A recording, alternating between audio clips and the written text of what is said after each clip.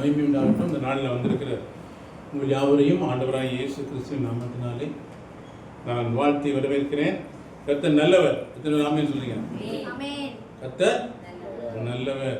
பிரியமானவர்களே, இயேசு இந்த பூமியில் இருந்தபோது, இயேசு ஆண்டவராய் இயேசு கிறிஸ்து இந்த பூமியில் இருந்தபோது திரளான ஜனங்கள் அவர் பின்னாடியே போனாங்க. ஆனால் அவர் மரித்து அவர் அடக்கம் பண்ணப்பட்ட பின்பு அவரை தேடி எத்தனை பேர் போனாங்க சொல்லுங்க.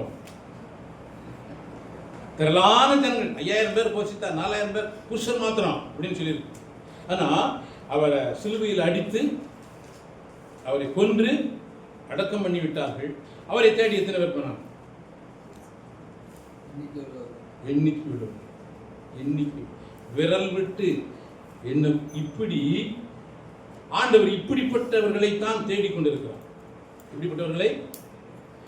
சரி, உயிர்த்தெழுந்த பின்பு அவர் எத்தனை பேருக்கு தரிசனம் பண்ண? 500 பேர் அதிகபட்சமாக.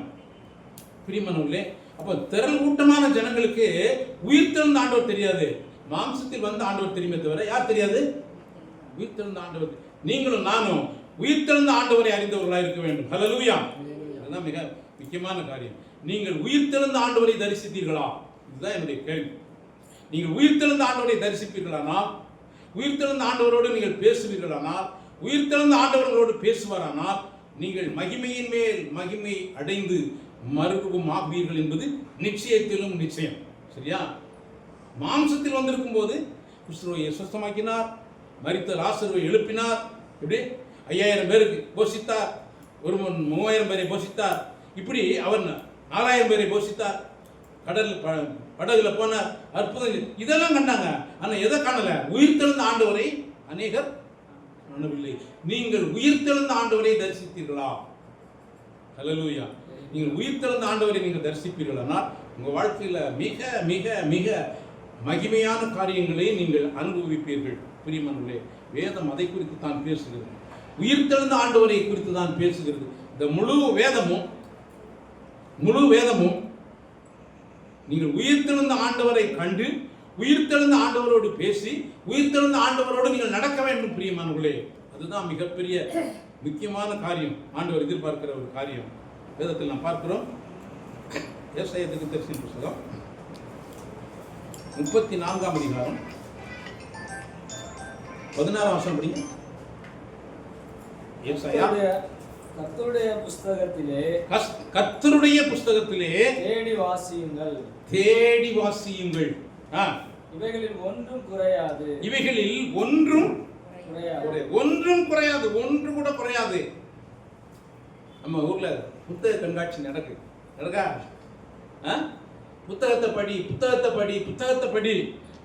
படிக்கும்போது உன் வாழ்க்கை என்ன ஆகும்ன்றத பல பேர் ஒரு வாரம் முழுக்க பேசிட்டு இருக்காங்க. லட்சம் ஜனங்கள் அந்த புத்தக காட்சி வந்து அந்த சொற்பொழிவை கேட்டுட்டு போறாங்க. ஆனா சொற்பொழிவுக்கு வரவங்கலாம் பைபிளை படின்னு சொல்றாங்க. இத்தனை பேர் கேட்டீங்க தெரியுமா உங்களுக்கு? எப்படி பைபிளை படி. எல்லாத்துலயும் ஜோடி இருக்குன்னு சொல்ல முடியாது. ஆனா வேதத்துல என்ன உண்டு? ஜோடி உண்டு. அவர் தனிமையா எதையுமே உருவாக்கல. சரியா? அவர் திரும்ப வாசிங்க. கர்த்தருடைய புஸ்தகம். நிறைய புஸ்தகம் இருக்கு. இளங்கோடிகள் எழுதின புஸ்தகம் இருக்கு, திருவள்ளுவர் எழுதின புஸ்தகம் இருக்கு. ஆனா நீங்களும் நானும் படிக்க வேண்டிய புத்தகம் என்ன புத்தகம் சொல்லுங்க? கர்த்தருடைய புத்தகத்திலே எப்படி வாசிக்கணும்? அப்படி வாசிக்கணும். தேடி வாசிக்கணுமே தவிர வாசிக்கப்படுது. எல்லாரும் வாசிப்பீங்கன்னு சொல்லுவாங்க. ஆனா வேதம் எப்படி சொல்லுது? தேடி வாசி. தேடாம வாசித்தீங்கன்னா உனக்கு பிரயோஜனம் இல்லை. எத்தனை பேர் வாசிக்கிறோம்? ஆனால் எப்படி வாசிக்கிறோம் என்பதுதான் மிக முக்கியம். தேடி வாசிக்கிறோமா? தேடி எப்படின்னா, உங்கள் பிள்ளை காணும், கூட்டத்தில் போயிட்டீங்க, பிள்ளைய காணும், நீங்கள் இல்லாட்ட 1 கோடி ரூபாய் தொலைச்சிட்டீங்க, எப்படி தேடுவீங்க? எப்படி? நீங்கள் சென்னைக்கு போயிருக்கீங்க ஃப்ளைட்டில், திரும்ப வரணும், ரிட்டர்ன் டிக்கெட்டு தொலைச்சிட்டீங்க, எப்படி தேடுவீங்க? அப்படி தேடணும். அப்படி தேடி வாசியுங்கள். இவைகளில் ஒன்றும் குறையாது. இவைகளில் ஒன்றும் ஜோடி இல்லாதிராது. இவைகளில் ஒன்றும் அப்போ ஜோடியை கண்டுபிடிக்கணும். ஜோடியை கண்டுபிடிக்கணுமே தவிர சும்மா வாசிக்க கூடாது. இதுக்கு ஜோடி எங்க இருக்கு அப்படி படிக்கணும், வசனத்தை படிக்குமே தவிர இதுக்கு ஜோடி எங்க இருக்கு. நம்ம வாழ்க்கையில பார்க்குறோம், ஒரு பெண்ணு மாப்பிள்ளையை தேடணும், மாப்பிள்ளை பெண்ணை தேடணும், ஜோடி தேடணுமா இல்லையா? இதே மாதிரி தான் வார்த்தையில நீங்க ஜோடியை தேடணும், உங்க வாழ்க்கையில அந்த தேடணும். அப்படி தேடும் போது மாத்திரமே உங்க வாழ்க்கை பெரிய மகிழ்ச்சி உள்ளதாய் சந்தோஷம் உள்ளதாய் இருக்கும். அடுத்து அவருடைய வாய் இதை சொல்லிட்டு, அவருடைய வாய் இதை சொல்லிட்டு அவருடைய ஆவி அவைகளை சேர்க்கும், அவருடைய ஆவி அவைகளை சேர்க்கும். அப்ப இதுதான் சேர்க்கும், அவருடைய நீ தேடி வாசிக்கும் போது அவருடைய ஆவி உனக்குள்ள இருந்து அதை என்ன செய்யும், சேர்க்கும். அப்போ கர்த்தருடைய வார்த்தை தேடி வாசிக்கும் போது அவருடைய ஆவி அவைகளை என்ன செய்யும், சேர்க்கும். அப்போ இந்த வேத புத்தகத்தை நம்ம கையில் வச்சிருக்கிறோம், அப்படி தேடி வாசிக்கிறோமா? பிரியமானவர்களே யோசிப்பாங்க, நீங்க அப்படி தேடி வாசித்தீங்கன்னா உங்க வாழ்க்கையில ஒரு குறையும் வராது. சிங்க குட்டி தாழ்ச்சி அடைந்து பட்டினி ஆயிருக்கும். கர்த்தரை தேடுகிறவர்களுக்கும் ஒரு நன்மையும், எது நன்மை? ஒரு நன்மையும் குறைபடாத ஒரு வாழ்க்கைய இந்த பூமியில கர்த்தர் வைத்திருக்கிறார். ஆனா நீ என்ன செய்யணும், தேடி வாசிக்கணும். எத்தனை பேர் தேடி வாசிக்கணும்? வேத புத்தகத்தை வாசிக்கிறதே நமக்கு நிறைய பிரச்சனைக்குரியதா இருக்கு இன்னைக்கு, அதான் காரியம். ஆனா அப்படி அல்ல, இது தேனிலும் மதுரமானது, தேனிலும் தெளிதேனிலும் மதுரமானது. பிரியமானவர்களே, வேதம் சொல்லுகிறது எப்படி? வேதம் சொல்லுகிறது, தீர்க்க தரிசனமாய் சொல்லுகிறது. எப்படி சொல்லுதுமா? அதே 35ஆம் அதிகாரம் 10 வருஷம் படிங்க.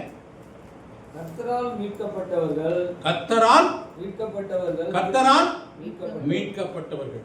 நம்மால ரட்சிப்பு இல்ல, நம்முடைய நடக்கையினால் அல்ல, நம்முடைய செயல்களினால் அல்ல.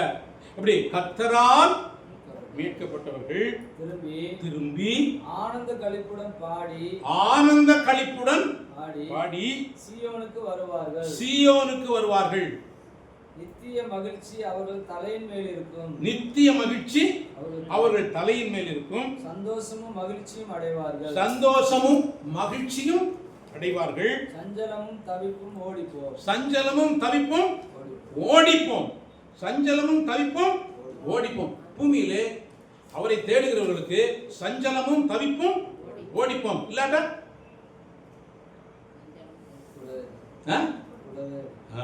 சஞ்சலமும் தவிப்பும் இருக்கும். பிரியமானவர்களே, சஞ்சலத்தோடும் தவிப்போடும் வாழ்வதற்காய் நான் சிருஷ்டிக்கப்படவில்லை, நீங்களும் சிருஷ்டிக்கப்படவில்லை, நீங்கள் உருவாக்கப்படவில்லை. சரியா? நீங்கள் எப்படி இருக்கணும்? கர்த்தரால் மீட்கப்பட்டவர்கள் ஆனந்த களிப்புடன் பாடி. பாடல் பாடுவது எப்படியா? ஆனந்த களிப்புடன் பாடி. சொல்லுவாப்பா, ஆனந்த களிப்புடன் பாடி சீயோனுக்கு. இப்போ பாடு மாத்திரம் இல்ல, அவங்க ஒரு இடத்துல வைக்க என்ன செய்றாங்க, போறாங்க. சீயோன் என்பது தேவனுடைய வீடு. என்னது? தேவனுடைய வீடு. சீயோன் என்பது சும்மா சாதாரண காரியம் இல்ல. சகரியா 8ஆம் அதிகாரம் 15-16 படிங்க. சகரியா 8:15-16.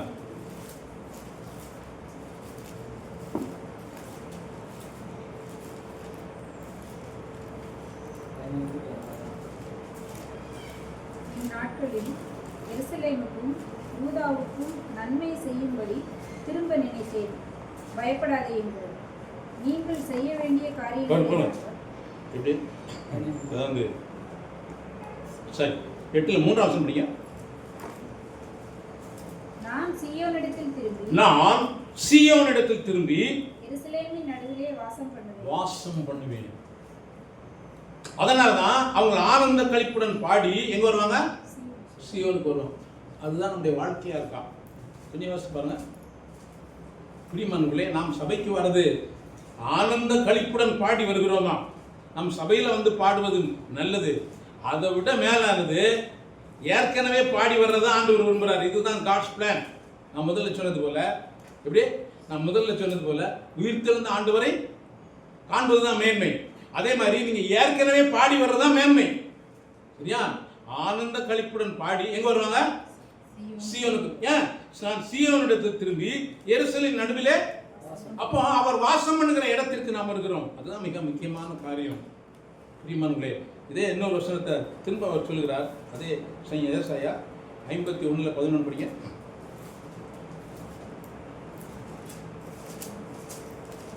அப்படியே கர்த்தரால் மீட்கப்பட்டவர்கள் ஆனந்த களிப்புடன் பாடி. எப்படி? ஆனந்த களிப்பு. இங்கேயும் பாருங்க, ஆனந்த களிப்புடன் பாடி. அப்ப சபைக்கு வரும் முன்னாடி என்ன இருக்கு? சபைக்கு வரும்போது எப்படிதான்? ஆனந்த களிப்பு தான் உள்ள வரணும். நம்ம என்றாவது எப்படிதான் என்றாகிறோம்? ஆனந்த களிப்புடன் பாடி. இங்க வந்து பாடுவதல்ல. நிறைய பேர் நினைக்காங்க பாட்டு ஆராதனைக்கு போகணும்னு. நீ ஏற்கனவே பாடிட்டு தான் எங்க வரணும்? சபைக்கு. இதுதான் தேவனுடைய திட்டம். இது ஏன் திட்டம் இல்லை, ஏன் ஆலோசனை இல்லை, இது தேவனுடைய திட்டம். நீ அப்போ அங்கே பாடணும், அங்கே ஆராதிக்கணும், அங்கே தொழுது கொள்ளணும், அங்கே கர்த்தரை சேவிக்கணும். அப்படின்னா உன் வீட்டிலே நீ கர்த்தரை அப்படி சேவிப்பேன்னா நீ ஆனந்த களிப்புடன் பாடி எங்க வருவ? அவர் வாசம் பண்ணுகிற சீயோனுக்கும் எருசலேமுக்கும் வந்து அவரை நீ மகிமைப்படுத்துவாய். அப்போ ஆராதனை அவருக்கு எப்படி இருக்கும்? பிரியமாயிருக்கும். சரியா? உண்மை இல்லையா? வசனம் சொல்லுது, நான் என் சொந்த கருத்தை சொல்லல. அப்போ நீங்க அங்கே என்ன செய்யணும்? பாடணும், கர்த்தரை துதிக்கணும், கர்த்தரை மகிமைப்படுத்தணும். வாசிங்க திரும்ப அந்த வசனத்தை. அப்படியே கர்த்தரால் மீட்கப்பட்டவர்கள் ஆனந்த களிப்புடன் பாடி சீயோனுக்கு திரும்பி வருவார்கள். நித்திய மகிழ்ச்சி அவர் தலையின் மேல் இருக்கும். சந்தோஷமும் மகிழ்ச்சியும் அடைவார்கள். சஞ்சலமும் தவிப்பும் ஓடிப்போம். சஞ்சலமும் தவிப்பும் ஓடிப்போம். பிரியமானவர்களே, உங்க வாழ்க்கையில சஞ்சலமும் தவிப்பும் இருக்கிறதா? சஞ்சலமும் தவிப்பும் ஓடுகிறதா? அதான் என் கேள்வி.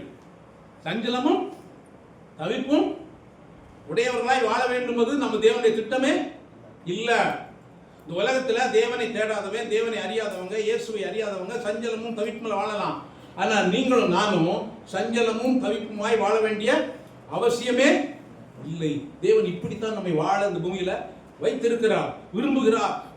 எனவே நீங்கள் விழிப்புள்ளவர்களாக இருக்க வேண்டும், ஜாக்கிரதை உள்ளவர்களாக. எதுக்கு? சஞ்சலமும் தவிப்பும் உள்ளவர்களாக வாழ்வதற்கல்ல, நித்திய மகிழ்ச்சி. என்ன மகிழ்ச்சி? தேவன் நமக்கு தருவது என்ன மகிழ்ச்சி?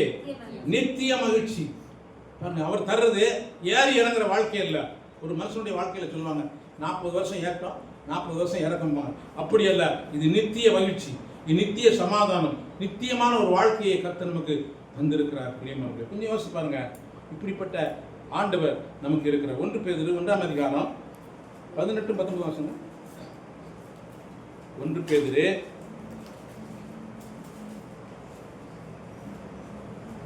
உங்கள் முன்னோர்களால் பாரம்பரியமாய் நீங்கள் அனுசரித்து வந்த வீணான நடத்தை நின்று அழிவுள்ள வஸ்துகளாகிய வெள்ளியினாலும் பொன்னினாலும் மீட்கப்படாமல் குற்றமில்லாத மாசற்ற ஆட்டுக்குட்டியாகிய மாசற்ற ஆட்டுக்குட்டியாகிய கிறிஸ்துவின் விலையேற பெற்ற இரத்தத்தினாலே மீட்கப்பட்டீர்கள் என்று அறிந்திருக்கிறீர்களே. மீட்கப்பட்டீர்கள் என்று அறிந்திருக்கிறீர்கள். அங்க பார்த்தமே, கர்த்தரால் மீட்கப்பட்டவர்கள் ஆனந்த களிப்புடன் பாடி சீயோனுக்கு வருவார்கள். அதான் சபை கூடுகிறதை விட்டு விடுகிறது போல, சிலர் விட்டு விடுகிறது போல நாம் விட்டு விடாமல் ஆனந்த களிப்புடன் பாடி சீயோனுக்கு போவோம். ஏன்னா கர்த்தர் அங்கே வாசம் பண்ணுகிறார். எருசலேமுக்கு போவோம், ஏனென்றால் கர்த்தர் அங்கே வாசம் பண்ணுகிறார். நாம் கர்த்தரை பார்க்க வருகிறோமே தவிர பிரசங்கத்தை கேட்க அல்ல. நல்லா புரிந்து கொள்ள வேண்டும். எப்படி? கர்த்தரை ஆராதிக்க வருகிறோமே அல்ல, அல்லாமல் செய்தியை கேட்பதற்க. உங்களை கர்த்தரை ஆராதிப்பதற்கு இந்த செய்தி உந்தி தள்ளும், அவ்வளவுதான்.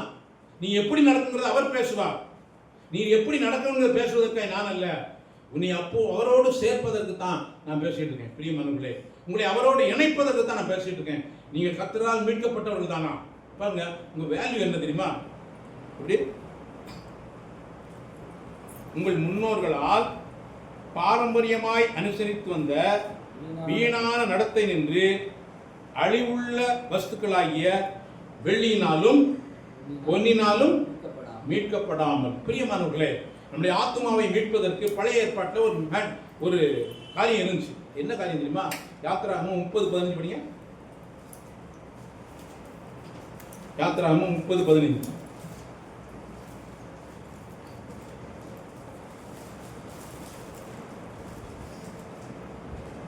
உங்கள் ஆத்துமாக்களுக்காக பாவ நிவர்த்தி பண்ணும்படி நீங்கள் கர்த்தருக்கு காணிக்கையை செலுத்தும் போது ஐஸ்வர்யவான் அரைச்சேக்களுக்கு அதிகமாய் கொடுக்கவும் வேண்டாம், தரித்திரன் அதற்கு குறைவாக கொடுக்கவும் வேண்டாம். இதுதான் முன்னோர்களால் பாரம்பரியமாய் அனுசரித்து வந்த வீணான நடக்கை நின்று நீங்க அப்படி மீட்கப்படல.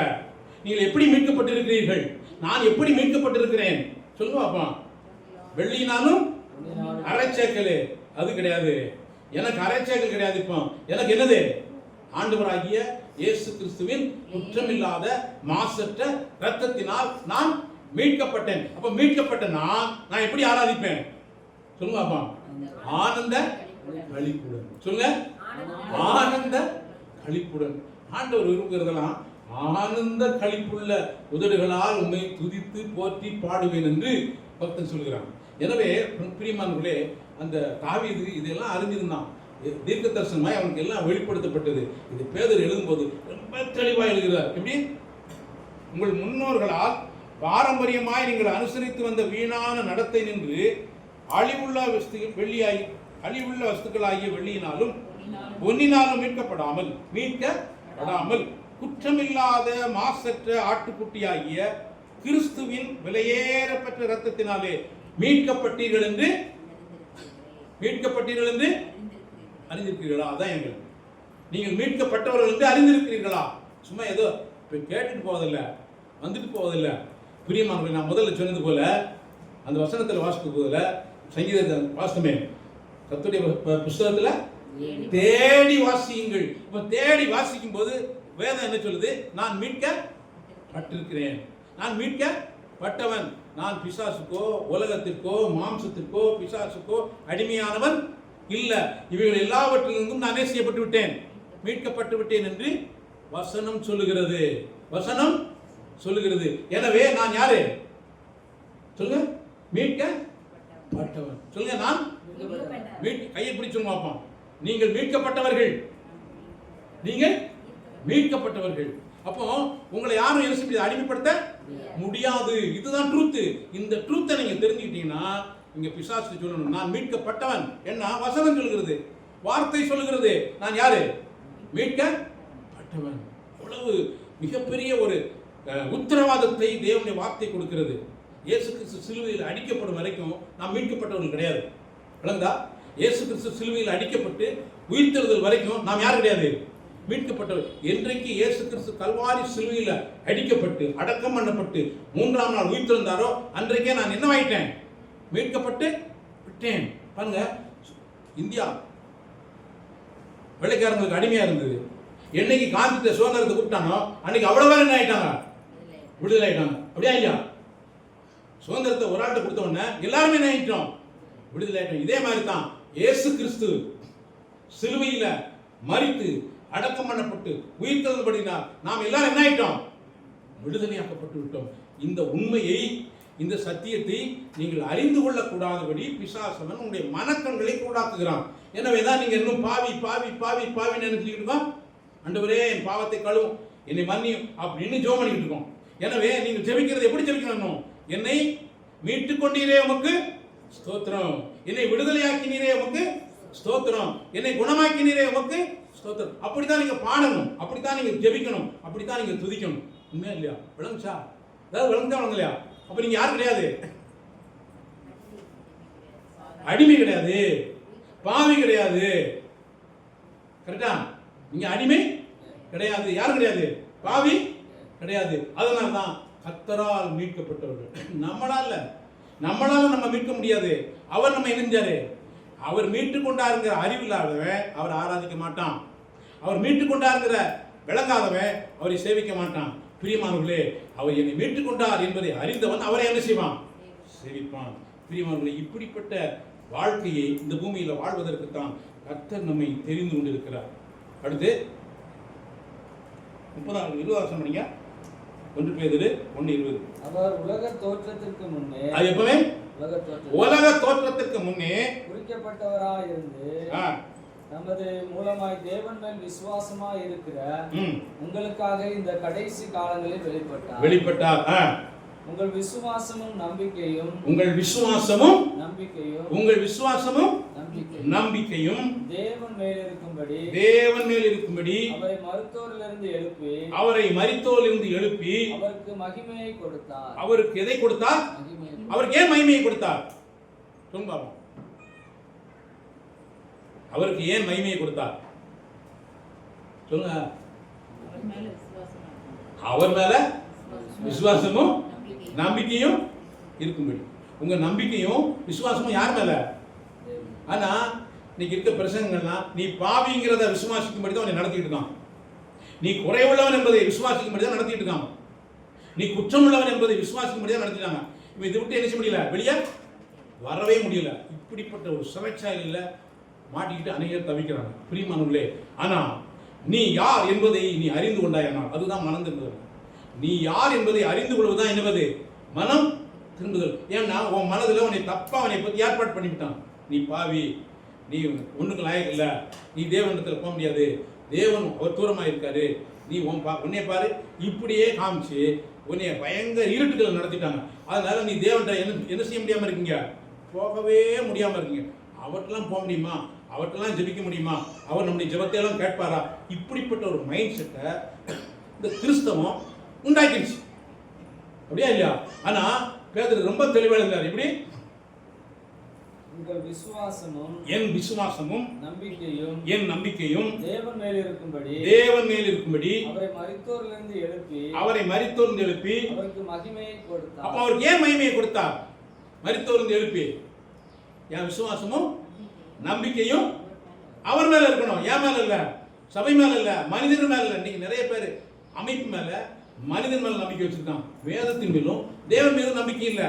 அதனால தான் அவங்கள பார்த்தவொன்னு கூட கும்பிட போடுவோம். சரியா? அவனை பார்த்து அடிபடுறான். ஆனா நீ அடிபடிய வேண்டிய ஒரே நபர் யாருன்னா பிதாவாகிய தேவனும் குமாரனாகிய இயேசு கிறிஸ்துவை மாத்திரமே. தேவன் நமக்கு பயமுள்ள ஆவியை கொடாமல் பலமும் அன்பும் எப்படி பலமும் அன்பும் தெளிந்த புத்தியும் உள்ள ஆவியையே கொடுத்திருக்கிறார். அந்த வருஷத்தை பார்த்தீங்கன்னா ஆவியையே கொடுத்து அப்படித்தான் இருக்கும். எனவே பிரியமானவர்களே, நம்முடைய விசுவாசமும் நம்பிக்கையும், நமக்கு என்ன உண்டு? விசுவாசம் உண்டு, நம்பிக்கை உண்டு. இது ரெண்டும் இருக்கணும். ஒரு தேவனுடைய பிள்ளைக்கு என்ன இருக்கணும்? விசுவாசமும் நம்பிக்கை. என்ன விசுவாசம், என்ன நம்பிக்கை அப்படின்னா, குற்றமில்லாத மாசற்ற இயேசு கிறிஸ்துவின் விலையேறப்பட்ட ரத்தத்தினால் நாம் மீட்கப்பட்டிருக்கு. அப்போ மீட்கப்பட்ட என்ன செய்வான்? சுதந்திரம் கொண்டாடுவான். தெரியுமா உங்களுக்கு? விடுதலையானவன் ரெண்டு கொண்டாடினான். ஒன்று குடியரசு, இன்னொன்று சுதந்திரம். இப்படி குடியரசு ஒன்று, சுதந்திரம் ரெண்டும் கொண்டாடினான். அதுதான் உண்மையான சுதந்திரம். இப்படி சுதந்திரம் மட்டும் இல்லை, அதுக்கு அடுத்தது குடியரசு. இந்த ரெண்டும் வாழ்க்கையில் இருக்கணும். சுதந்திரமும் இருக்கணும், குடியரசு. குடியரசு என்ன தெரியுமா? குடியரசு என்ன?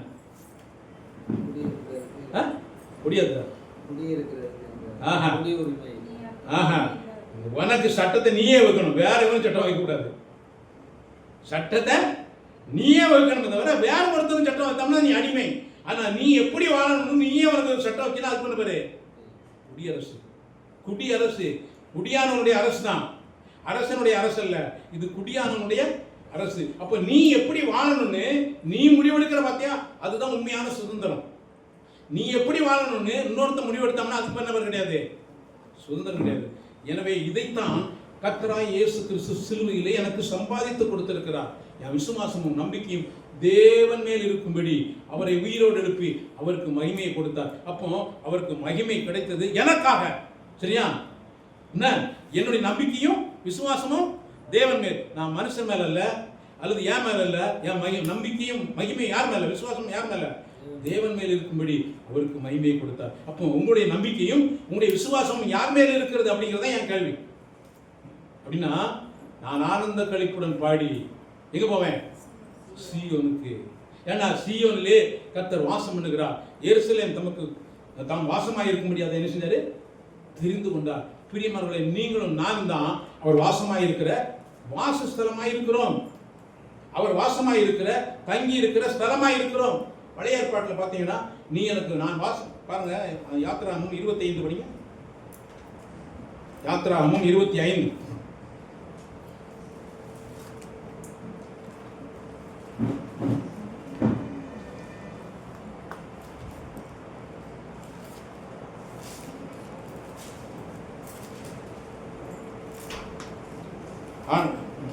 எட்டு படிங்க. அவர்கள் நடுவிலே நான் வாசம் பண்ண எனக்கு ஒரு பரிசுத்த ஸ்தலத்தை உண்டாக்குவார்களாக. எனக்கு ஒரு பரிசுத்த ஸ்தலத்தை பாருங்க. ஆண்டவர் பிதாவாகிய தேவன் பரலோகத்தில் இருந்தவர் இப்ப என்ன விரும்பினாரு? அந்த இஸ்ரவேல் ஜனங்களின் நடுவிலே வாசம் பண்ண விரும்பினார். அதற்கு தான் ஒரு பரிசுத்த ஸ்தலத்தை உண்டாக்கினார். ஆனா புதிய ஏற்பாட்டில் அவரே நமக்குள்ளே வாசம் பண்ணுகிறார். அவர் நம்மை பரிசுத்தமாக்கி நமக்குள்ளே வாசம் பண்ணுகிறார். இதுதான் புதிய ஏற்பாட்டில் உள்ள இருக்கக்கூடிய மிக மிக மிக மிக மிக முக்கியமான சத்தியம். இந்த உண்மையை நீங்கள் புரிந்து கொண்டீர்களானால், இதில் உங்களுடைய விசுவாசமும் நம்பிக்கையும் இருக்குமானால், பிரியமானவர்களே, நீங்கள் ஒரு காலம், ஒரு நாளும், ஒரு நிமிஷம் கூட நீங்கள் சோர்ந்தே போக மாட்டீர்கள். அவரை ஆராதிப்பதற்கு, அவரை மகிமைப்படுத்துவதற்கு, அவரை துதிப்பதற்கு நீங்கள் எப்பொழுதுமே ஆயத்தமாக இருப்பீர்கள். எதை குறித்தும் கவலைப்பட மாட்டீர்கள். எதற்காகவும் கவலைப்பட மாட்டீர்கள். எந்த மனிதருக்கும் நீங்கள் பயப்பட மாட்டீர்கள். இன்றைக்கு என்ன தெரியுமா, உலகத்திலே மிகப்பெரிய கொடுமையான ஒண்ணு என்னன்னா, ஜனங்களை பயப்படுத்துவது. ஜனங்களை பயப்படுத்தி தன்னுடைய கட்டுகளின் கீழ் வைத்துக் கொள்வது. இது எல்லா இடத்துலையும் இருக்கு. எல்லா இடத்துலையும் இருக்கு. என்ன செய்வது? பயப்படுத்தி ஆளுகை செய்து அவங்களை எப்பொழுதுமே பயத்திலே வைத்துக்கணும். இதுதான் இன்னைக்கு கிறிஸ்தவ உலகத்தில் இருக்கு. வேற எங்கேயும் கிடையாது. ஆனா நம்முடைய தேவன் பயம் இல்லாமல் நீ எப்படி வாழணும் நீ முடிவு பண்ணு. ஏன்னா நான் உனக்கு கிரையை கொடுத்துருக்கேன், நான் உன்னை மீட்டிருக்கேன். இப்போ நான் கூட என்ன செய்யல, உன்னை கட்டுப்படுத்த விரும்பல. நான் உன்னைய கட்டுப்படுத்த நீ முடிவு என்றார். இப்படிப்பட்ட ஒரு சுயாதீனத்தை கர்த்தர் கொடுத்திருக்கிறாரே, எவ்வளவு நல்ல தேவன் தெரியுமா. இதை பெற்றவன் மற்றவங்களை என்ன செய்ய மாட்டான், கட்டுப்படுத்த மாட்டான். அவன் மற்றவங்களை என்ன செய்ய மாட்டான், ஆளுகை செய்ய மாட்டான். மற்றவங்களை என்ன செய்வான், அன்பு கூறுவான். பிரியமானவர்களே, இதை புரிந்து கொள்ள வேண்டும். உங்களுடைய வாழ்க்கையில் இதை உங்களுடைய வாழ்க்கையில் நீங்கள் அனுபவிக்க வேண்டும். செத்து நம்ம பரலோகம் வருதில்லை, இங்கேயே பரலோகத்தை நாம் அனுபவிக்கிறோம். அதுதான் கிறிஸ்தவ வாழ்க்கை, தேவனை அறிந்திருக்கிற வாழ்க்கை. இப்படிப்பட்ட ஒரு வாழ்க்கையை கர்த்தர் நமக்கு கொடுத்திருக்கிறார். எனவே ஆனால் அந்த ஒன்றை விரும்புகிறார். என்ன விரும்புகிறீமா? சகரியா 8ஆம் அதிகாரம், சகரியா 8ஆம் அதிகாரத்தில் பார்க்கிறோம்.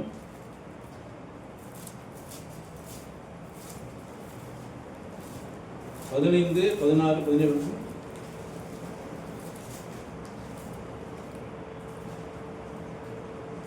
நாட்களில் எருசலேமுக்கும் யூதாவுக்கும் நன்மை செய்யும்படிக்கு திரும்ப நினைத்தேன். பயப்படாதீர்கள். அதாவது எப்படியா சொன்னீமா, இந்நாட்களில் எருசலேமுக்கும் யூதாவுக்கும் நன்மை செய்யும்படி நினைத்தேன். உங்களுக்கு அவர் என்ன விரும்புகிறாரு? நன்மை செய்ய விரும்புகிறார். அவர் நினைச்சிருக்கிறாரு. அவர் நினைச்சாருன்னா உங்களுக்கு என்ன செய்வார்? நன்மையை செய்வார். நினைத்தேன், பயப்படாதீர்கள். பயப்படாத, நான் என்ன செய்ய போறேன்? உனக்கு நன்மை தான் செய்ய போறேன். உனக்கு நன்மை செய்ய போறேன், நீ எதுக்கு பயப்படுற அப்படின்றார். உனக்கு நான் நன்மை செய்ய போறேன், நீ எதுக்கு பயப்படுத? மனுஷனுக்கு பயப்படு, என்ன நடக்குமோன்னு பயப்படுதா?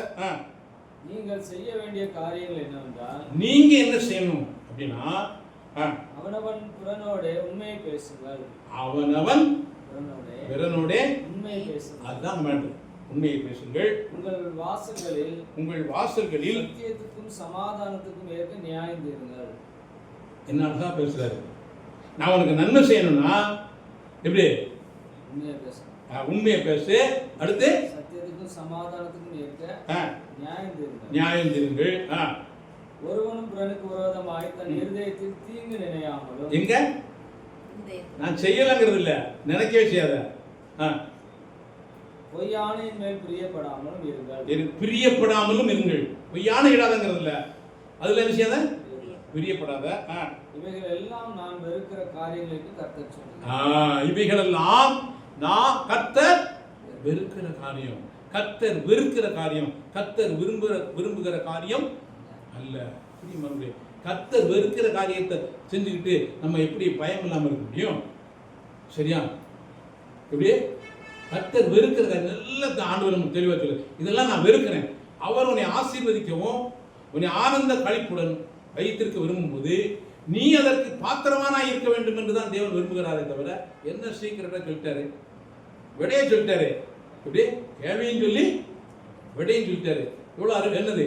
நீ என்ன செய் பிற பாசிங்க, நீங்கள் செய்ய வேண்டிய காரியங்கள் என்னவென்றால், அவனவன் பிறனோட உண்மையை பேசுங்கள். அவனவன் பிறனோட உண்மையை பேசுங்கள். உங்கள் வாசல்களில் சத்தியத்துக்கும் சமாதானத்துக்கும் ஏற்க நியாயம் தீருங்கள். ரெண்டு, சத்தியம் சமாதானம்.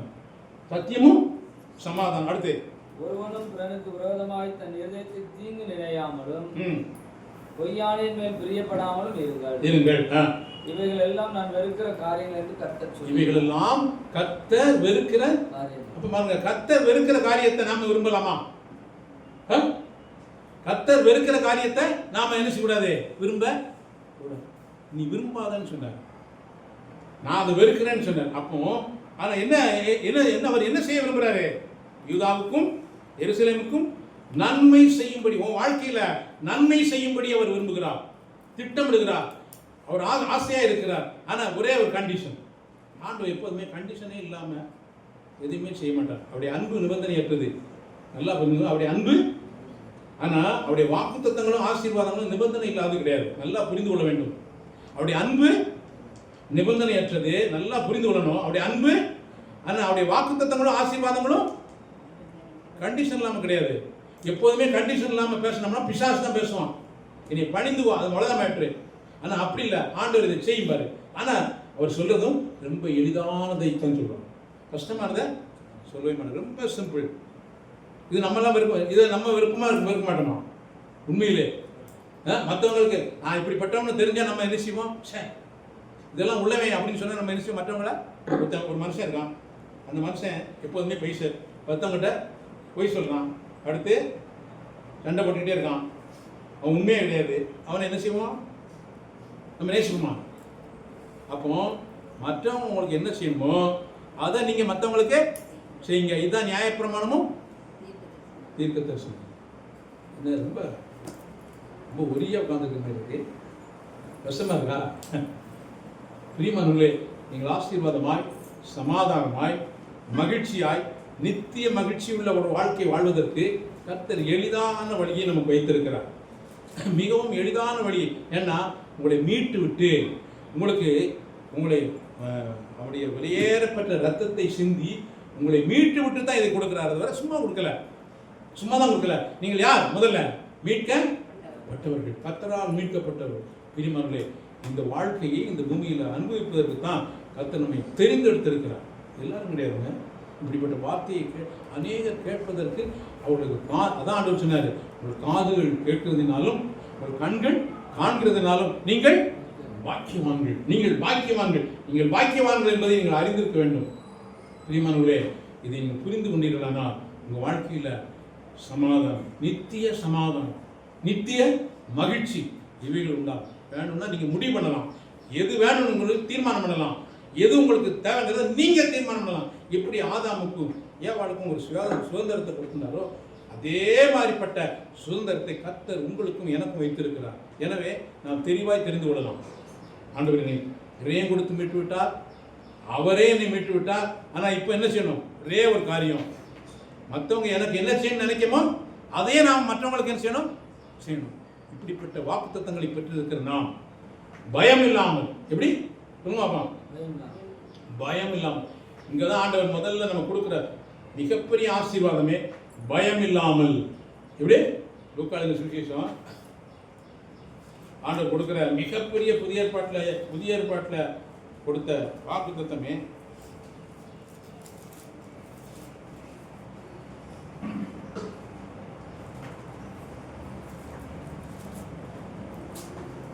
எழுபது 69 70 1 69 70 லூக்கா 1 69 70 71. நம்முடைய பிதாக்களுக்கு வாக்குத்தத்தம் பண்ணின இரக்கத்தை செய்வதற்கும் நம்முடைய பரிசுத்த உடன்படிக்கையை நினைத்தருளி உங்கள் சத்துருக்களின் கைகளில் நின்று நீங்கள் விடுதலையாக்கப்பட்டு உயிரோடு இருக்கும் நாளெல்லாம்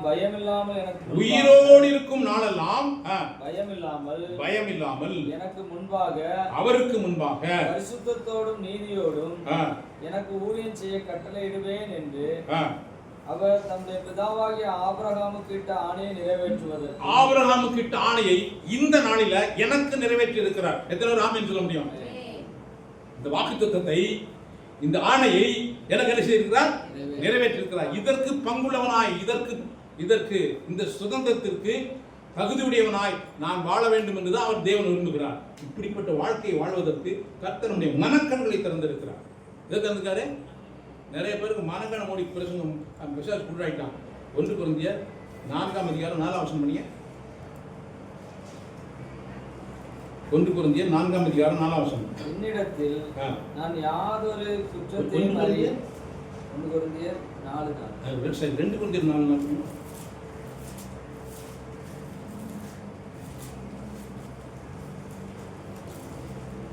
தேவனுடைய சாயலாய் இருக்கிற என்ன சாயல்?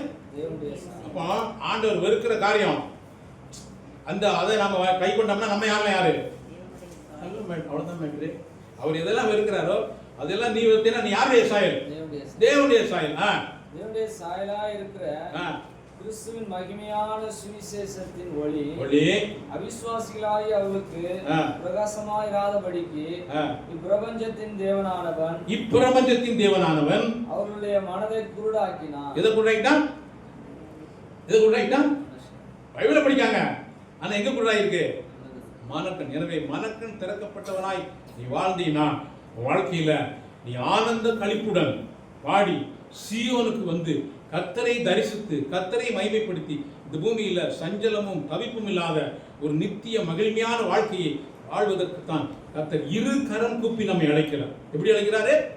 வருத்தப்பட்டு பாரம் சுமக்கிறவர்களே நீங்கள் எல்லாரும் என்னிடத்தில் வாருங்கள், நான் உங்களுக்கு என்ன தருவேன்? இளைப்பாறுதல் தருவேன். அவர் தரும்னு சொன்னது இளைப்பாறுதல், சமாதானம், நித்திய மகிழ்ச்சி. இவைகளை சுதந்திரித்துக் கொள்வதற்கு நாம் தேவனிடத்தில் போவோம். யார்கிட்ட போவோம்? தேவனிடத்தில் போவோம். இந்த உலகத்தை பார்த்தீங்கன்னா ஏமாந்து போயிடுவீங்க. ஆனால் தேவனை பார்த்தீங்கன்னா இந்த உலகமெல்லாம் அவங்க பின்னாடி நிற்கும். இந்த உலகத்துக்கு பின்னாடி போனேன்னா பிரியமானவர்களே, இந்த தேவத்தையும் ஆதாயம் பண்ண முடியாது, தேவனையும் இழந்துருவோம். யூதாஸ்காரி இந்த உலகத்துக்கு முன்னாடி போனா உலகத்தையும் அனுபவிக்க முடியல, தேவனுடைய ராஜ்யத்தையும் இழந்துட்டான். தெளிவாய் நாம் தேவனுடைய ராஜ்யத்தையும் அவருடைய நீதியையும் தேடுவோம். மற்றவைகளெல்லாம் நமக்கு என்ன செய்யப்படும்? கூட கொடுக்கணும். அப்படிப்பட்ட தேவனை நாம் ஆராதிக்கும்படி கர்த்தர் செய்திருக்கிறாரே, நாம் இவ்வளவு பெரிய பாக்கியவான்கள். எனவே நாம் கண்களை மூடி இந்த வேளையில் நாம் கர்த்தரை நோக்கி எழுந்து நின்று கர்த்தருக்கு நன்றி சொல்வோம்.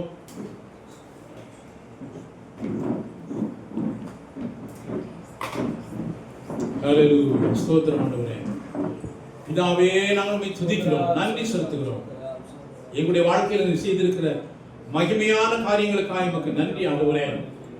ஆனந்த களிப்புள்ள உதடுகளால் உம்மை துதித்து போற்றி பாடுவதற்கு கர்த்தரால் எங்களை மீட்கிறே உமக்கு ஸ்தோத்திரம்.